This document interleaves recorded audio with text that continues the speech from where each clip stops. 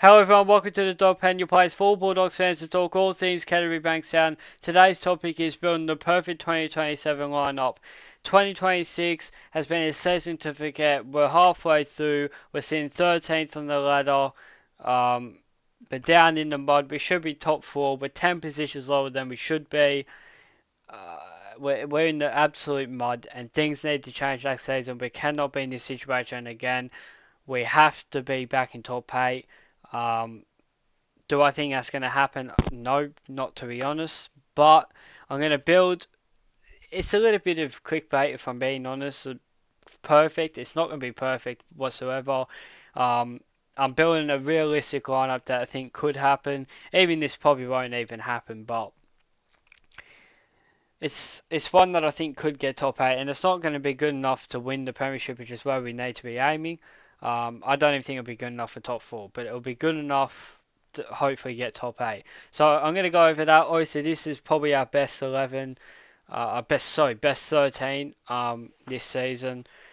Like fully fit. Obviously, kick out and person have been injured most of the season, but that's probably our best lineup. You look at some of the players and you wonder how we're so bad.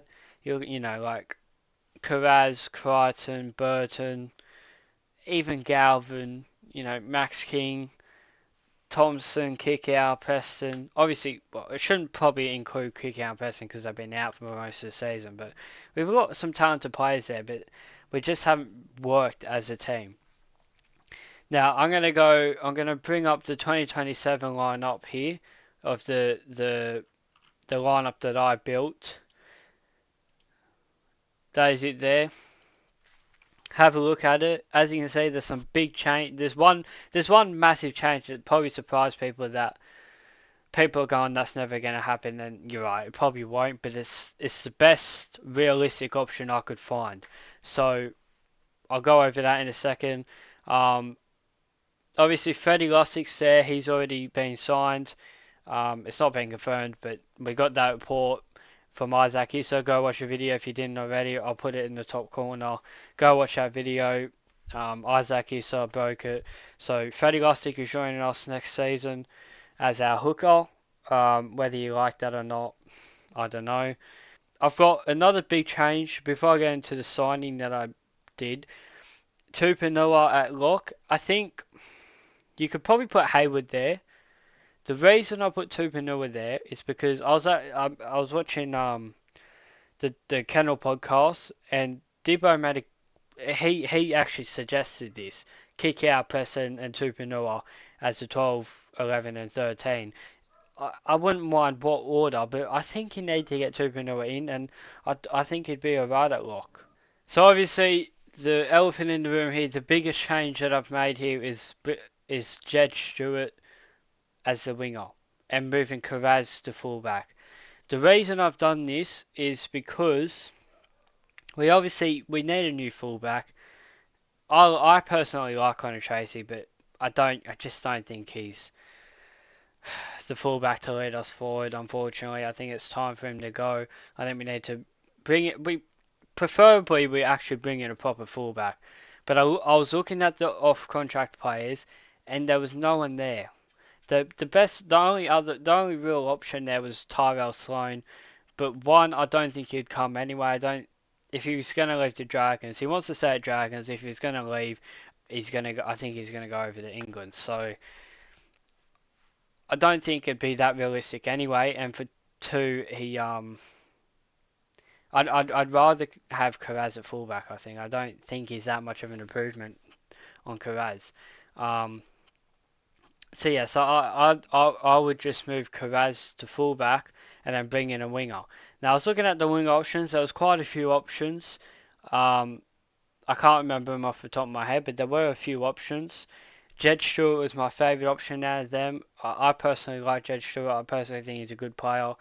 Um, I actually watched him the other night on the weekend playing for Raiders against Eels, and he didn't have that good of a game, but neither did Raiders, to be honest. Look, I like Jed Stewart. Is he good enough to get us into the top 8 by himself? No, he's not. Things need to change in the coaching team. in my opinion. I think I'm not necessarily saying you have to sack Serraldo or Adam O'Brien or anything like that. What I mean is, Serraldo needs to change the way he uses Galvin. I've said this in many videos, in pretty much every video I've made. Galvin is the biggest problem in our team, and it's not his fault. It's Serraldo. I still think he misuses Galvin.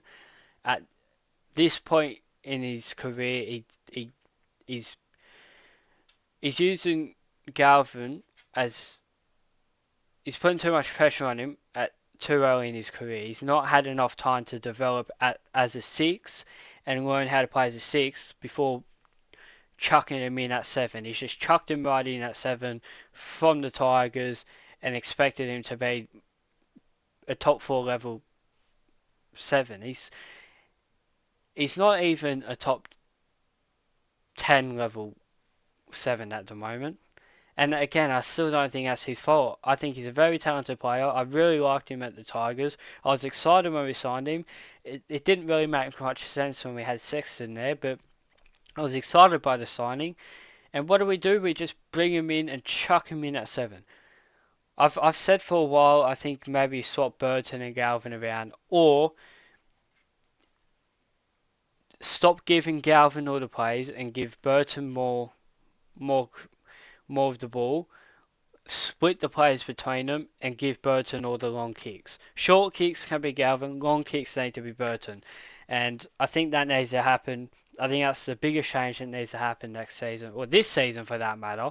I mean, look, this season isn't completely over. We still have a chance. This weekend coming up is probably our last chance. If we lose this weekend, it's probably over. You can probably write it off. I don't think I think it's over anyway, but it's probably the last chance to keep ourselves in it. If we win, you never know. So yes, that is the biggest change that needs to make. So ultimately, look, I don't think one signing anyway, Jed Stewart. I don't think that's going to be enough. I think we need to clear out.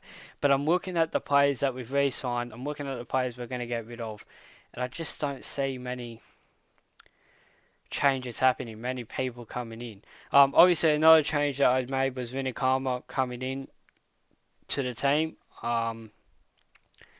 I would play him over our other two wingers. Both Montoya is leaving anyway, so I would bring Vinny in as the starting winger.